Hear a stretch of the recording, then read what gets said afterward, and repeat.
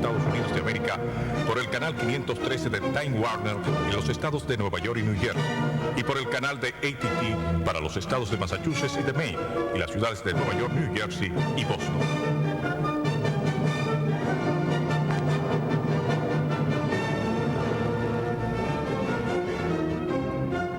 Saludos dominicanos en todo el territorio de la República y en ultramar de la costa este de los Estados Unidos de América, e igualmente a todos sus habitantes de habla hispana. Hoy, viernes 24 de enero del año 2003, les traemos otra edición de Agenda Nacional.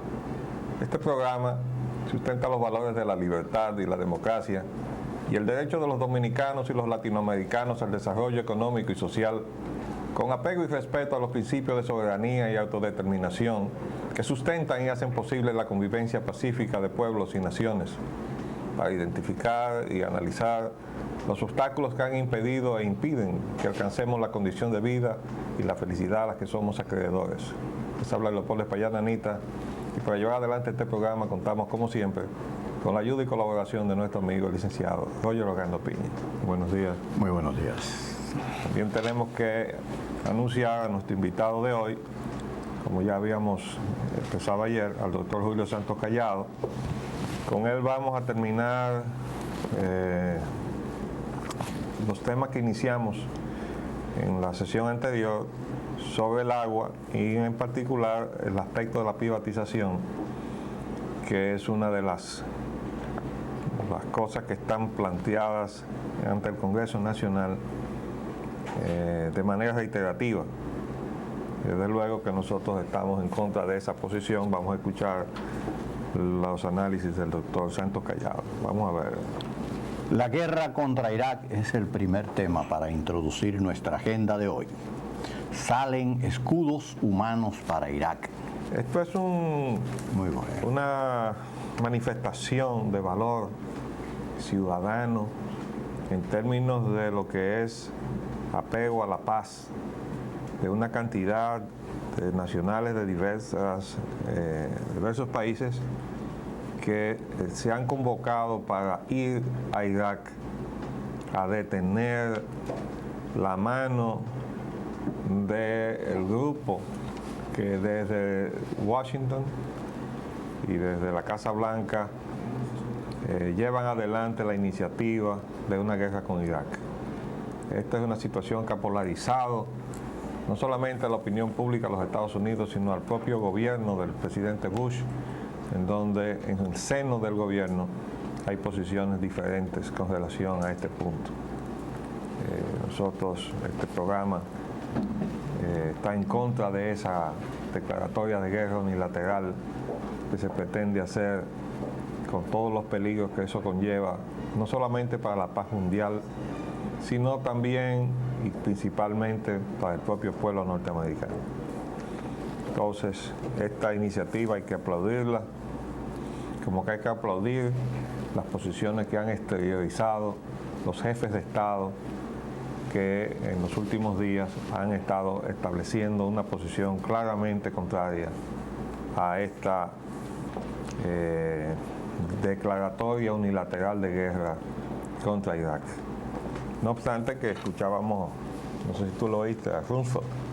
Insistió, inclusive llegó a pronunciar unos términos bastante descompuestos contra Francia y Alemania.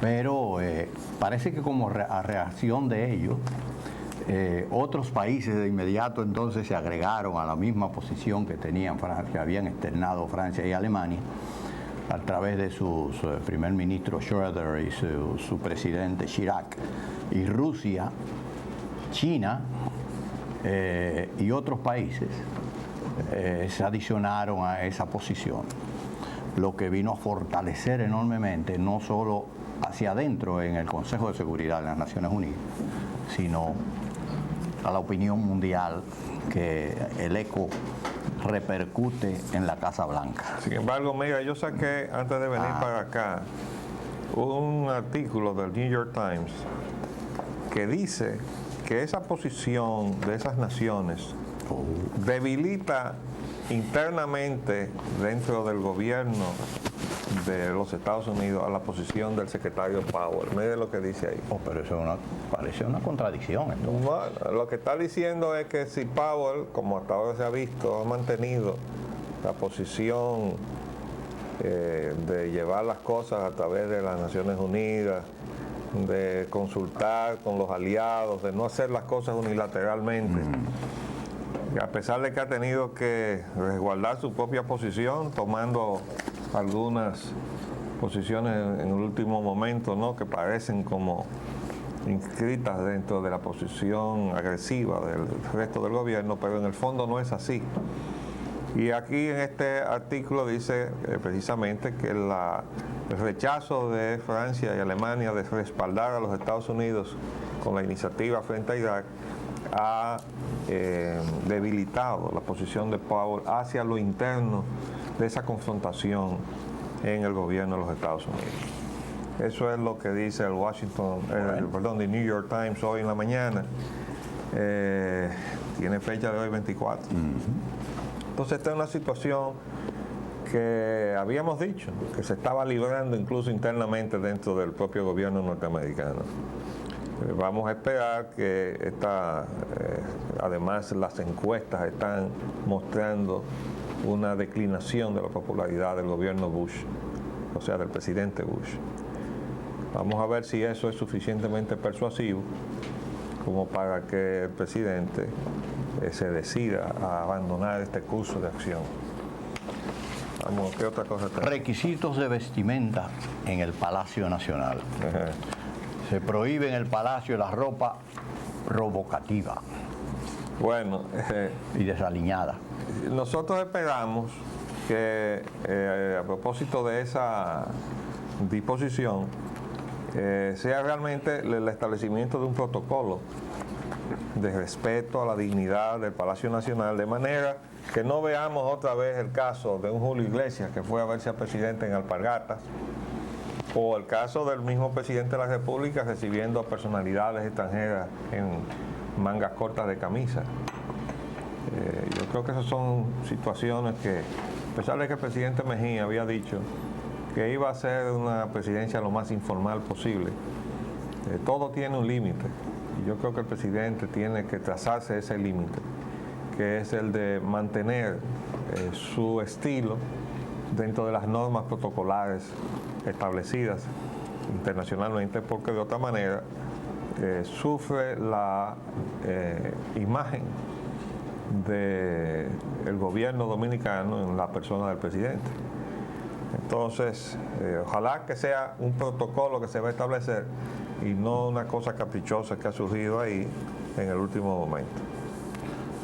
La reacción retardada de la Policía Nacional se refiere a que disponen patrullaje fijo en la autopista Duarte por las pedreas que se tienen lugar cerca de Villa Altagracia y en Villa Altagracia contra los automóviles. Bueno, esto es una situación. Oigan lo que dice aquí la prensa. La policía anunció hoy que establecerá un patrullaje fijo en la autopista Duarte en las proximidades de Villa Altagracia para contrarrestar la pedrea contra los automovilistas que transitan por la importante vía. Mientras, esta mañana, habían 10 personas detenidas en relación a la pedrada en la cara de que fue víctima antier el coronel policial Otis Miguel Mafuz Rodríguez, quien fue intervenido quirúrgicamente en la nariz y la mandíbula en el Hospital Central de las Fuerzas Armadas y la Policía. Y dice aquí también, numerosas personas han muerto como consecuencia de las acciones de los delincuentes en ese tramo de la transitada vía y otras han recibido serias lesiones, como fue el sonado caso del artista Linet Cava, cantante del grupo Yarumba, quien le dieron una pedrada en pleno rostro y mereció una cirugía reconstructiva.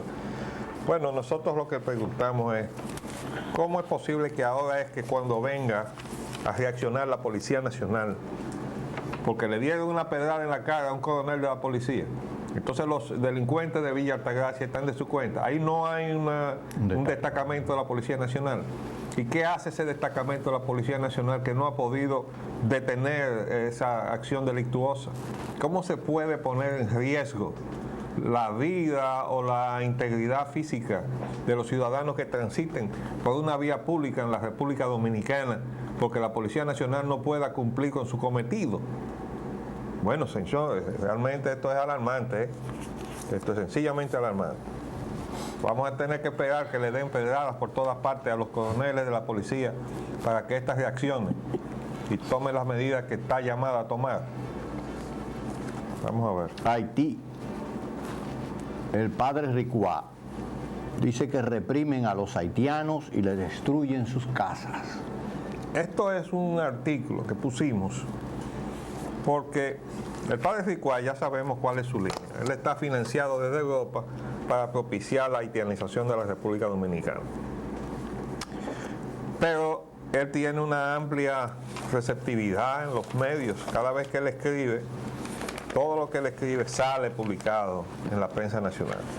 Pero este artículo que le reproduce el periódico Última Hora, sin embargo, me llamó la atención porque está descrito y escrito por él en una forma que uno cree que está hablando de la policía de la República Dominicana.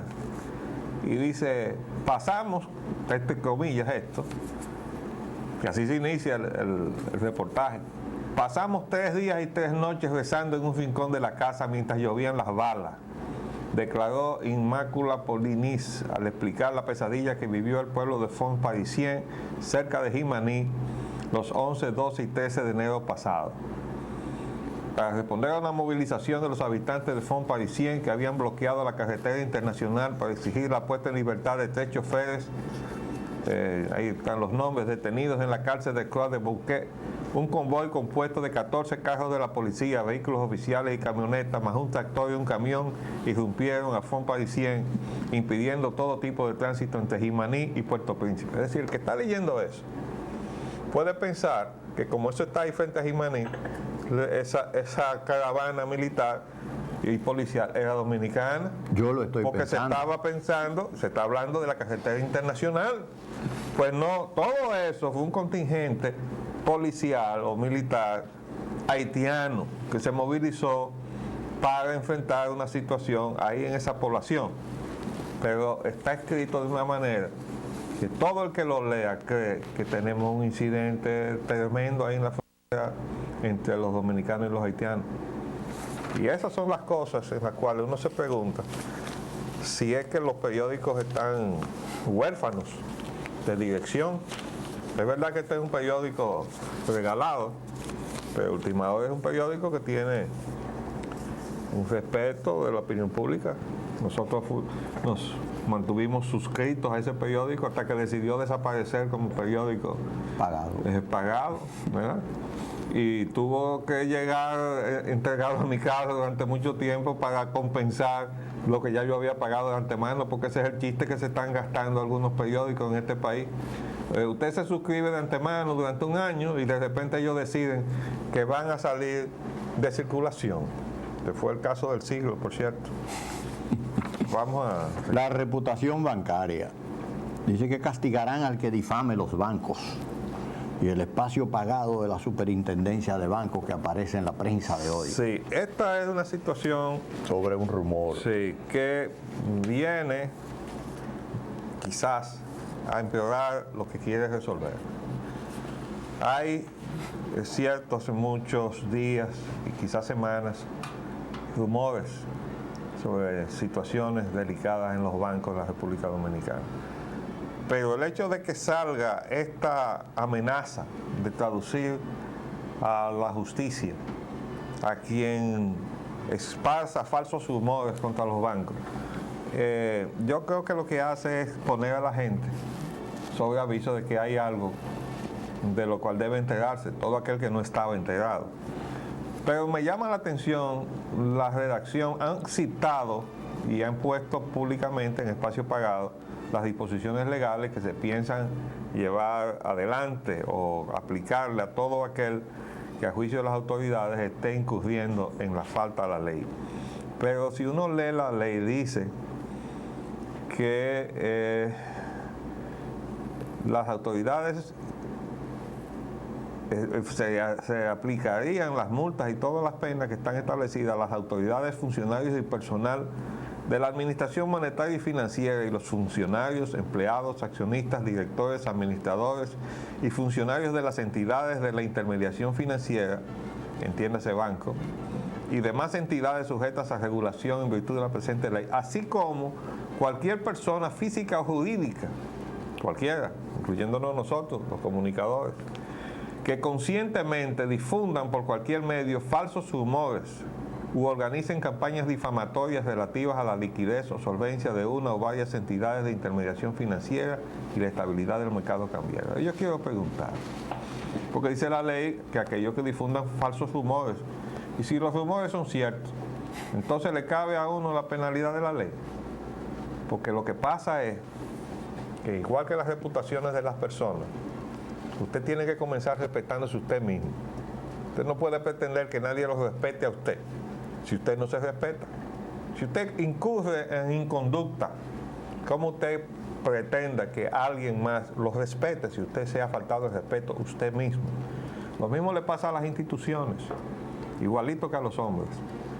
Cuando una institución incurre en situaciones como la que le ha dado en este momento preeminencia en la prensa nacional a Baninter, y lo vamos a mencionar, ¿por qué? Porque fue el propio presidente de Baninter que publicó una carta en los medios, un espacio pagado, con una carta dirigida al gobierno, solicitando que se tomara acción frente a lo que había detectado dentro de su propia organización. ¿Qué fue lo que detectó? El uso o abuso de unas tarjetas de crédito que le había expedido y que portaban funcionarios del gobierno muy cercanos al presidente de la República, comenzando por el jefe de su avanzada, ¿cómo se llama? De la seguridad. Sí, de los ayudantes militares, el coronel Goico, Pepe Goico. Entonces, en esa situación, después de haber hecho el presidente de un banco esa denuncia pública y todo lo que ha seguido, que termina o culmina con que el presidente del banco, o el presidente del banco a nombre del banco, retira las acusaciones contra esas personas, que incluía a un funcionario del banco que era nada menos que un efectivo militar, o sea, un alto oficial de las Fuerzas Armadas Dominicanas, que estaba, mientras tenía la investidura de oficial de las Fuerzas Armadas, tenía sin embargo funciones como funcionario de un banco. Bueno, pues esas cosas, ¿cómo se pueden dar en la República Dominicana sin que estemos liquidando las instituciones? Entonces, si hay algo que en este momento se esté diciendo específicamente de esa institución, se origina precisamente en esa actuación del presidente de ese banco, porque él es que ha puesto sobre el tapete que algo estaba sucediendo de manera muy irregular, que abarcaba entonces otros ámbitos que ya se escapaban al banco, que es el asunto de cómo se utilizó la tarjeta, qué se compró, que los aviones y los helicópteros y qué uso se le daba a todo eso, ¿verdad? Eso es un escándalo. Ahora, la pregunta que todo el mundo se hace es cómo es que un banco le da, en este caso fue a este presidente, pero se dice que se ha hecho con otros también, una tarjeta a un presidente de la República y le dice, gaste lo que usted quiera de ahí, que este banco lo va a pagar. ¿Cómo quiere ese banco que se interprete la actuación de ese banco? Que no sea en detrimento de su propia idoneidad. Entonces, esas son las cosas. Yo quisiera ver que no se vuelvan locos con este asunto, porque, repetimos, al igual que las personas, las instituciones tienen que respetarse a sí mismas primero, para que entonces el resto las respete. Petróleo y combustibles. Los precios del petróleo, Brent, se mantienen estables y las petroleras tienen pérdidas por huelga en Venezuela del orden de los 6.7 millones diarios de dólares. Bueno, hay una situación que nosotros sacamos, como todo ahora se nos amenaza en este fin de semana de que viene para arriba, ¿no? Observen, sin embargo, esta es los diagramas. Observen ahí donde dice plots. Estos son los diagramas de las cotizaciones que se recogen en el Platts Oilgram, que es la publicación que aparece en el reglamento para determinar los precios internos de los combustibles en la República Dominicana. Pero fíjense usted que la última cotización que aparece del día 16, que está en un pico, a partir del 16 aparece bajando. Y esto es el istmo de Pemex en México. Ese es el crudo istmo. Pero lo mismo está pasando con los otros crudos mexicanos. Aquí está el crudo Olmeca. Observen también el día 16, el punto más alto, y a partir de ahí declina. Y aquí está el Maya, que es el más barato, porque es el más pesado de los crudos mexicanos. También está aquí el día 16, el punto culminante, y de ahí en adelante baja. ¿Y cómo es que nos anuncia la Secretaría de Industria y Comercio que va a subir en este fin de semana los precios internos con esta referencia que es la misma que utiliza el reglamento? Yo quisiera que nos expliquen eso.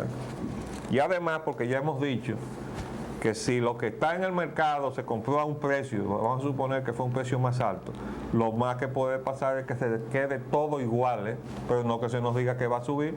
¿Por qué? Porque hay existencia por 30 días o 45 días en todo el territorio, y mientras ese inventario esté ahí, tiene todo el mismo precio. No puede estar fluctuando semana a semana. Vamos a hacer un paréntesis y volvemos en unos minutos después de cumplir compromisos comerciales y nos entrevistamos con don Julio Santos Callado.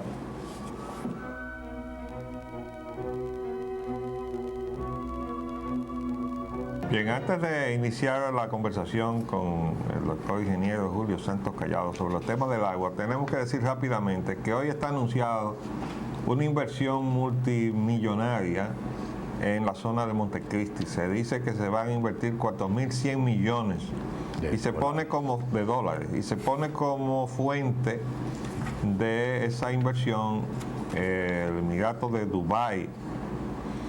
Ahora yo pregunto, pero bueno, ¿y no se mandó al Congreso Nacional un contrato para ese mismo propósito de inversiones multimillonarias en dólares en esas zonas, incluyendo la entrega del puerto, a lo cual nos opusimos nosotros, de Manzanillo, a un consorcio francés? Se cayó eso. Y ustedes nos recuerdan que se hizo incluso un acto donde estaba sentado el embajador de Francia y el gobierno inauguró los trabajos que supuestamente se iban a realizar en esa zona, con el embajador de Francia sentado ahí delante de las autoridades dominicanas. Así no se puede. Nosotros le hemos llamado a esto el espejismo de la inversión extranjera. Y en estos días se hablaba de gente interesada en la isla Saona, y el secretario de Turismo resucitó aquel disparate de las inversiones en Sanssouci con un puente, un túnel, en fin, un acceso en la boca del puerto. Todo eso son simples disparates que se han venido resucitando de una gestión administrativa a otra. Pero ahora se habla de esta inversión multimillonaria. De eso vamos a hablar, porque ya en otra oportunidad yo he dado alguna información de cosas que yo hice cuando estaba en las funciones de presidente de la refinería con relación al puerto de Manzanillo. Vamos a darle paso ahora entonces a la entrevista y recordar, buenas Julio, buenas. Buenos días. Que en nuestra sesión anterior habíamos analizado la situación del sistema de agua potable, la situación precaria en que se encuentra, y además el agravante que implica la falta de controles para que la demanda se mantenga dentro de los parámetros previstos por las instalaciones, de modo que los edificios que se vayan colocando encima, que constituyen la demanda con sus habitantes, no excedan la capacidad que se vayan instalando en materia de tubería, porque entonces no se termina nunca, ¿no? Pero dejamos el tema muy importante del intento de privatizar. Como estamos hablando de cómo darle al país un servicio de agua adecuado, de calidad y de precio, ¿cómo vamos nosotros a justificar ahora, en ese contexto, la privatización, a tu juicio? Sí, ciertamente tenemos a las instituciones nacionales que se ocupan de manejar y distribuir el agua, exigiéndole al consumidor lo que ellos no hacen. Tenemos una red totalmente llena de aire, con escape de todo tipo. Esta semana en el periódico se vieron un par de fotos extraordinarias de escapes y roturas, con 150.000 puntos por donde le entra el agua. Sin embargo, se están instalando contadores, algunos de los cuales necesitan una llave para abrirse. Es decir, el consumidor no puede verificar la cantidad de agua que consumió. Para mí eso es... O sea, no puede verificar la lectura del contador. No puede verificar la lectura del contador. Hay contadores de ese tipo instalados. Yo los he visto. Para mí ese es el comienzo de la privatización. Y eso no fue el mismo camino, mucho... no fue, perdón, el mismo camino que se siguió con el asunto de las corporaciones. Es decir, ¿qué hizo el grupo que finalmente terminó incidiendo en la privatización de la CDE de manera mayoritaria, que Unión Fenosa, que se metió en la CDE a asesorar a la CDE en el área sobre todo de cobros? Estuvo creo que 3 años ahí metida, y ahora resulta que pasa lo mismo, y es el mismo grupo metido en el área de cobros, ¿no?, del acueducto, para dar después el zarpazo, imaginamos nosotros. Por eso decía que para mí la privatización comenzó, puesto que están repitiendo el mismo esquema, privatizando las mismas áreas a través de llamados contratos para instalar contadores, para cobrar, etcétera.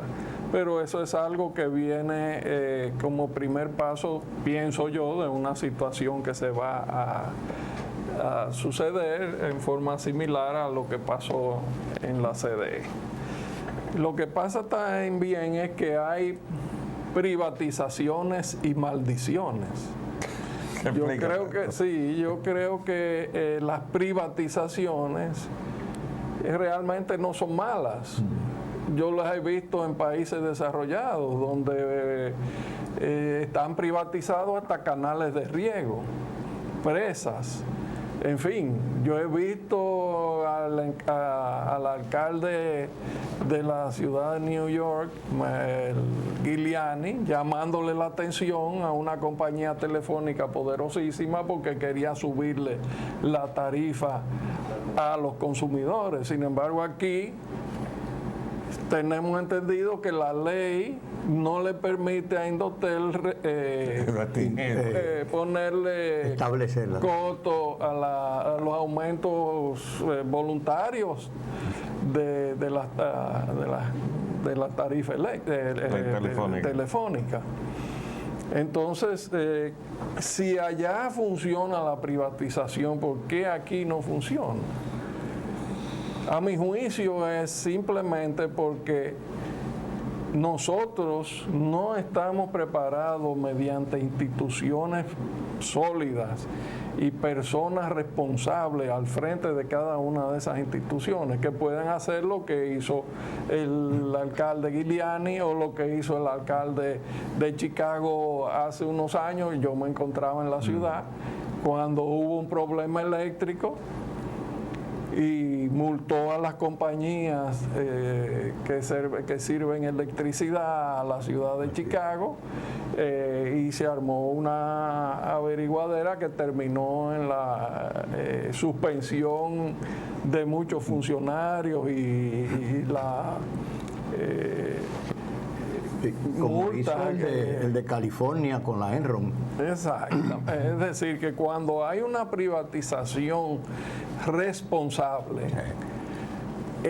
porque hay una institución responsable, el asunto puede funcionar. Lo que pasa también es que además del problema de la privatización hecha por una institución o por un país con instituciones fuertes, a nosotros cada vez que se privatiza algo que no sacaba dinero del país, al privatizarlo hay que agregarle al costo del servicio el beneficio del privatizador, No, que tiende a ser sacado del país porque el privatizador es extranjero. Es decir, que hay una doble vía, Doble perjuicio. un doble perjuicio. Le sube la tarifa al consumidor y al mismo tiempo, en el aspecto macroeconómico, desestabiliza el país como lo hemos estado viendo. Exactamente. Entonces, vamos a seguir el mismo patrón que ya hemos venido caminando con la privatización de la energía eléctrica, justificando el refrán de que el hombre es el único animal que tropieza 25 veces con la misma piedra. Pero aquí, sobre todo en la República Dominicana. Y si es dominicano, peor. Sí. No, porque no, el refrán dice que el hombre es el único animal que tropieza 2 veces con la misma piedra. Claro, pero yo le Los dominicanos 25. tropezamos 25 veces. Sí. Es increíble, pero estamos en el medio de la crisis de ese atentado, porque es que no se le puede describir de otra manera, que se hizo contra el país, de la capitalización del servicio eléctrico. Y tienen esta gente, las autoridades, ahí está el de INAPA hoy dando unas declaraciones, tocando campana, diciendo que hay un problema, que se pierde el 40% en la red, como justificándolo. Es una campaña para poder ir al Banco Central y decir, al Congreso Nacional, y decir que hay que nacionalizar, hay que privatizar el servicio de agua. Sí. Dice que se pierde el 40%. No es el 40%. ¿Cuánto es que se pierde? Él pierde el 70%. Si él se diera el trabajo de caminar algunos de los acueductos, vería que con esas aguas se riegan conucos y se hacen muchísimas cosas y las tuberías están rotas en muchísimos sitios, etcétera, etcétera. Pero eso no es una justificación para la privatización. También he oído que se privatiza el agua o se privatiza la energía o se privatiza X cosas porque el país no tiene medios para financiar el arreglo de esa situación. Sin embargo, acabamos de oír un anuncio del gobierno donde dice que cuando ofertaron $600 millones en bonos, querían comprar 3.000 millones. Así es. Entonces, ¿hay dinero, hay crédito, no hay crédito, o es que hay crédito o no hay disponibilidad? Cuando se quiere o cuando no se quiere no aparece el crédito? En fin. Perdóname, donde no hay crédito es en las instituciones multilaterales de crédito. Donde, por ejemplo, el Banco Mundial y el BID dicen que no hay dinero para los gobiernos, pero sí hay dinero para las entidades privadas que vienen a incursionar en los servicios públicos, generalmente en perjuicio de los ciudadanos y los consumidores. Entonces es una defraudación que se está haciendo para toda la comunidad mundial y latinoamericana, en el caso del BID, que tiene esas instituciones ahí para servir el interés general y no para venir a financiar y en sustitución de las inversiones a las cuales se comprometen, porque esas entidades vienen y dicen, venimos a invertir, y no vienen a invertir nada. Vienen a aposentarse en el país, a apoderarse de las administraciones de los servicios, para entonces salir a usar el crédito del país con las instituciones multilaterales de crédito. Pero eso que tú acabas de decir es muy cierto.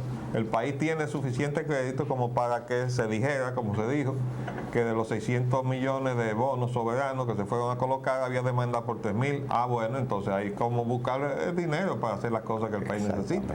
Correcto, es decir que se hace uso de argumentos que son baladíes o que se usan a la conveniencia para justificar una situación y manipular a este pobre pueblo que penosamente es quizás más ignorante de lo que debe ser porque no se le ha puesto atención.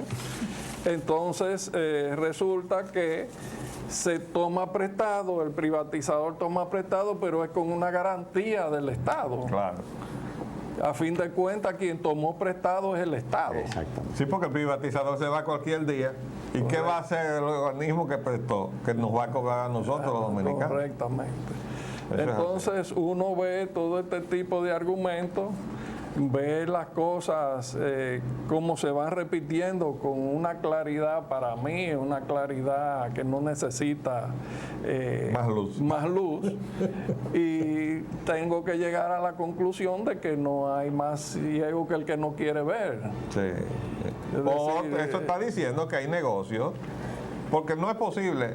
Yo no le puedo adjudicar a los funcionarios que están en esto el hecho de que no tengan la inteligencia para no entender lo que está pasando. De modo que si alguien está pasando por encima de lo lógico, lo racional, de una manera tan a la franca, es porque hay entonces otra motivación oculta que entonces hay que sospechar que no es legítima, ¿verdad? Porque la experiencia de la privatización eléctrica nos está demostrando eso mismo. Traumática. ¿No? Correcto, y pienso yo que inclusive hay casos en que usted vio a ciertos personajes, ciertos funcionarios, antes de estar en el gobierno criticando unas situaciones y de tan pronto llegan al gobierno hacen lo que estaban criticando. Sí. Entonces, ¿en qué estamos? Verdaderamente es una burla que nos lleva al caos que tenemos en el servicio de agua, al caos que tenemos en el servicio de energía. Pero perdóname, la misma iniciativa de la privatización, yo he perdido la cuenta. ¿Cuántos proyectos de ley se han hecho? Porque yo he perdido la cuenta, yo no sé si son 2 o si son 3 los que se han introducido al Congreso Nacional. Lo que yo conozco son 2, pero no me extrañaría que haya un tercero o un cuarto en camino. Oculto por ahí, del que muy poca gente sabe, ¿no? Porque a fin de cuentas el fin que persiguen todos esos es el mismo. No sé ni por qué quizás se le quedó algún artículo. No, yo pienso que hay un poco disputa de ver qué organismo predomina entonces en el control de la administración del servicio. Ahora mismo se está dando en el ámbito minero una contradicción. Y ayer sacábamos de la prensa, aunque no llegamos a comentarlo, que la Secretaría de Industria y Comercio fue al Congreso con un proyecto de ley minero oponiéndose a la iniciativa que se había presentado y se había canalizado de crear una Secretaría de Minas e Hidrocarburos, que desde luego nosotros criticamos en su momento diciendo que debió ser en todo caso una Secretaría de Energía, Minas e Hidrocarburos, como existe en otros países. Pero ahí está la Secretaría de Industria y Comercio diciendo que está en contra de la legislación que introdujo una comisión de 3, que por cierto son los que están entregando la riqueza minera del país a empresas mineras extranjeras sospechosas, como el caso de los 809 kilómetros cuadrados de territorio que se le entregaron a una minera canadiense que tenía $2.500 canadienses en un banco, de acuerdo al Internet y al estado de cuenta que presentó en el Internet. Y así se está haciendo todo. Pero volviendo al tema del agua, para nosotros poder abordar el problema, lo esencial no es diseñar el sistema de agua, porque lo mismo pasó con la privatización de la Corporación de Electricidad. Nadie se sentó a planificar el sistema eléctrico para luego actuar y ver a dónde podía caber el sector privado y dónde no, sino que no, esto hay que despalotarlo. Bueno, y el resultado lo estamos viendo. No vamos caminando por el mismo camino con el agua. Por el mismo camino, porque la falacia que se introduce en todo este razonamiento es que el privatizador, el encargado de la maldición, va a hacer todo ese trabajo que la institución que le correspondía hacerlo no hizo. Pero vemos que eso no sucede, porque el privatizador no le interesa ese problema, a él le interesa cobrar donde se cobra fácil, que es donde están instalando los contadores.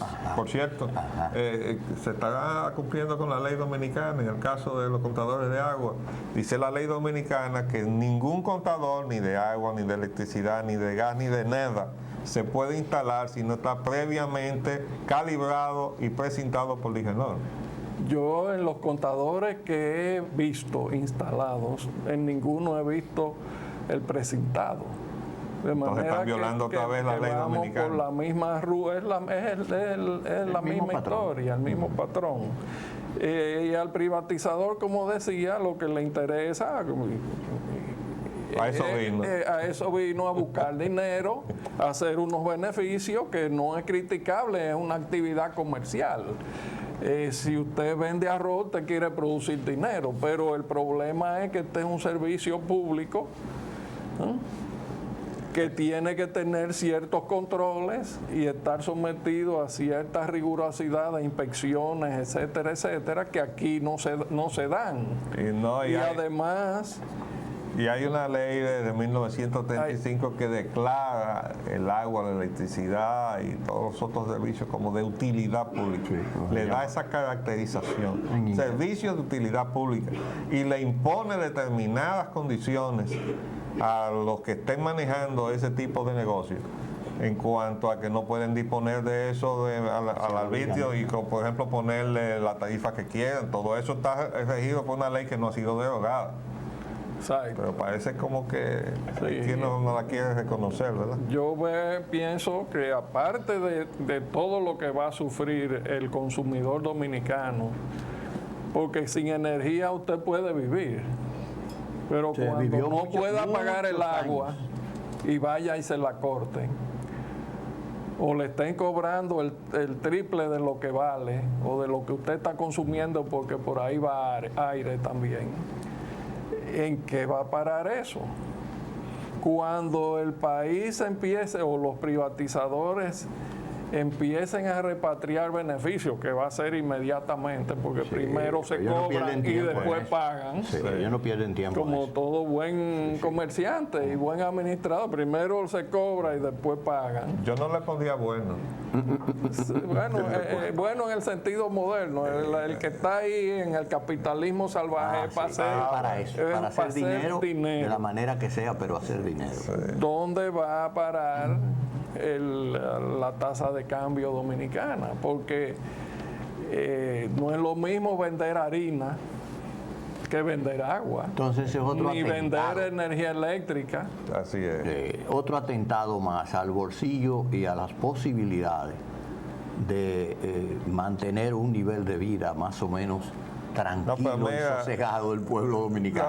A mí me preocupa que en todo esto, si el problema es que la CDE se sentía incompetente para administrar bien ese servicio, si el problema es que las instituciones todas, sea DINAPA, la CAS, o Corazán, Codramoca, etcétera, no se sienten competentes para administrar el servicio, ¿por qué en vez de entregarlo a privatizadores no buscan la asesoría nacional o internacional, si la requieren, para mejorar sus estructuras y hacer que su sistema funcione? Porque el propósito no es arreglar el sistema, sino hacer negocio. Se nos acabó el tiempo otra vez, pero ya seguiremos, gracias a Dios, mientras estemos acá, podemos seguir tocando este tema hasta que el país se dé cuenta de este nuevo atentado, que hay que detener a toda costa,